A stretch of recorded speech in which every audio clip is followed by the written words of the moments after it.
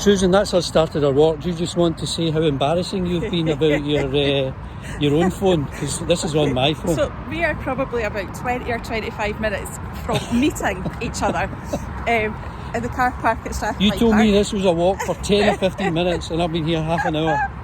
And we got 4 minutes in, well, we got 10 minutes into the walk, the last walk, and then realised that it wasn't recording.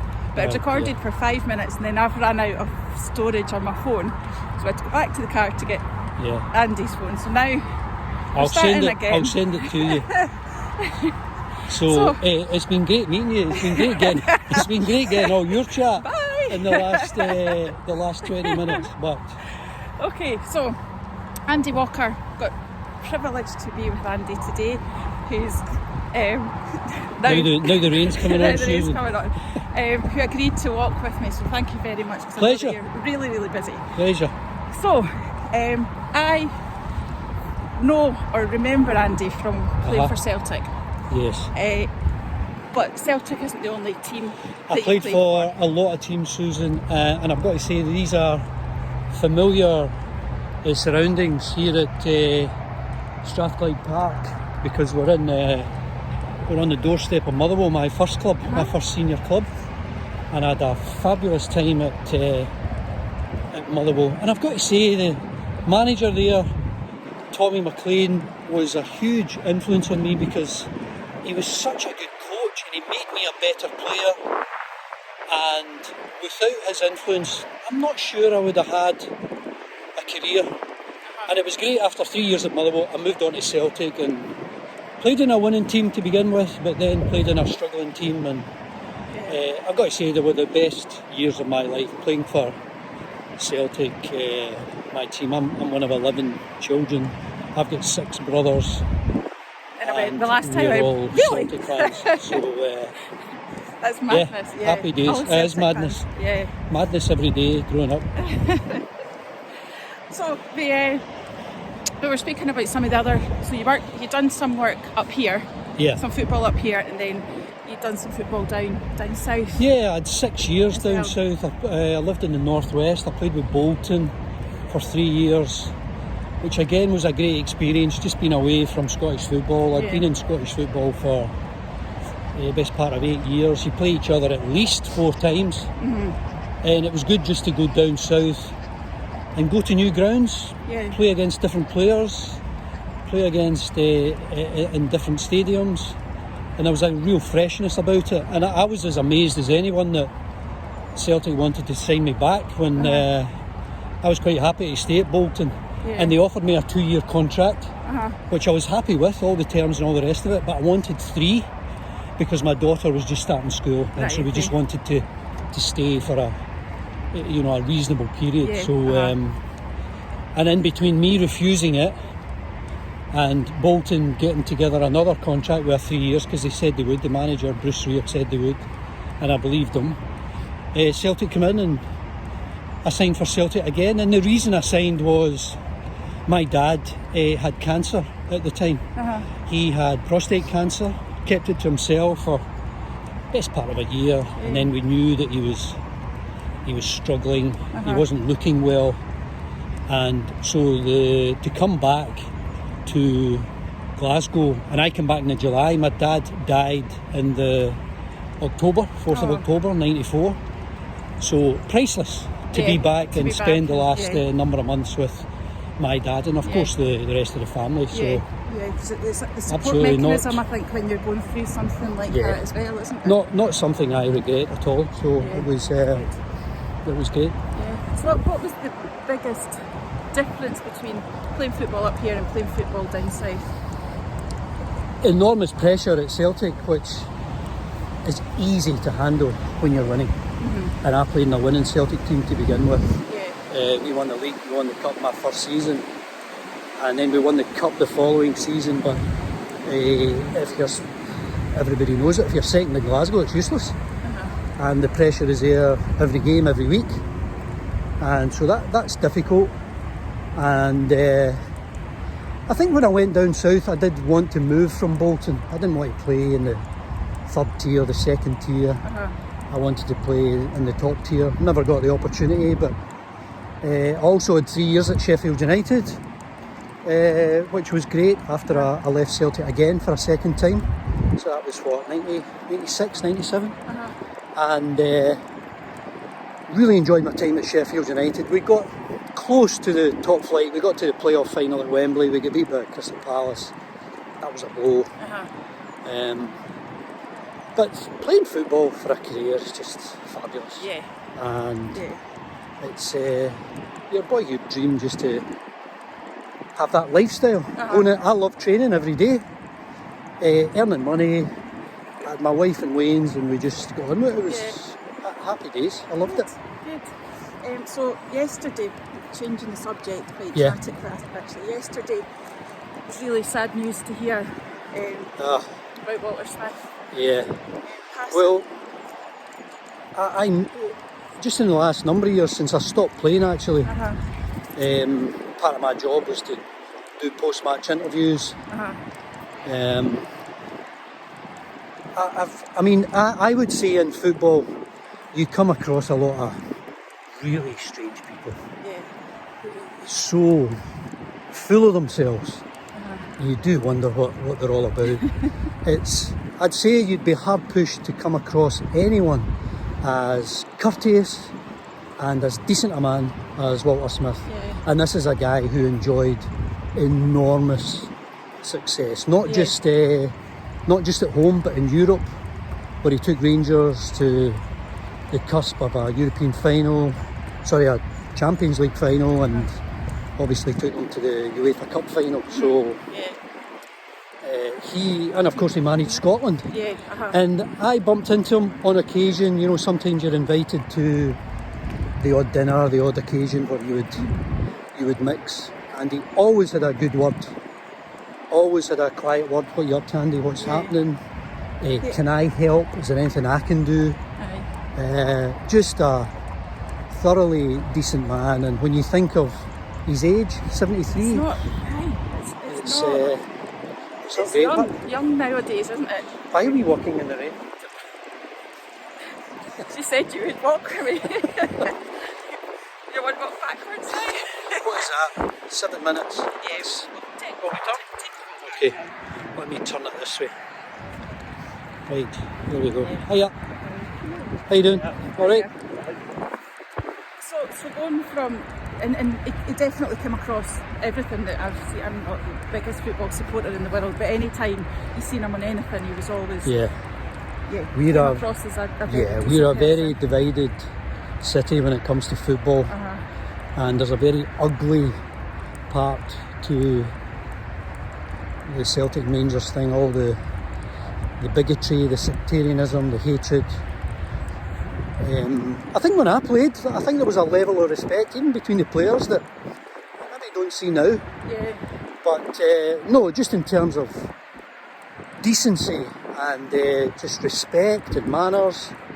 And I'm sure I could speak for everyone at Sky who had to interview him over the years. They would say the same. Courteous, mannerly, and just a decent, lovely person. What more do you want to be remembered for? Obviously his work, his football work speaks for itself, but there's a lot to be said for respect and manners, just these traits that we try and pass on to our children, you know. I know. So as you say, he was in his early 70s, which is really young. And another person kind of from that era was somebody you worked really closely with, Billy McNeill, who again was very young. Well, Billy was a family friend. My dad was his accountant. My dad died at 64, which is far too young. And Billy, even when he had dementia, Liz, his wife, brought Billy along to my mum's funeral. She died about 5 years ago, and she had dementia for a number of years, the same illness that Billy had. So I know how horrible, how debilitating that can be to a family. But that was, my family just loved that idea that Liz wanted Billy to pay his respects to my mum. Yeah, that's awful. lovely. And that's just a nice touch. And Yeah. listen, there'll be a million stories about Billy doing the same for a million other families. And he was my manager when I signed for Celtic. Great to play under him and have a bit of success. So just great days. Yeah. And the European Cup winning captain, I don't think there's a better man to represent Celtic than Billy McNeill, to that sort of ambassadorial type role. Yeah. Fabulous in every way. Good, thanks for sharing that. Yeah. 'Cause that must be really close to your heart. So taking you've been through your football, Yep. you've been through managers you've worked with, Yep. now on to what you're doing at the moment. Yeah, Susan, I'd taken all my coaching badges. I made provision towards the end of my career. I thought I might go into coaching and management, but I mean, I know when I wanted to be a player, I had a fire in my belly about being a player.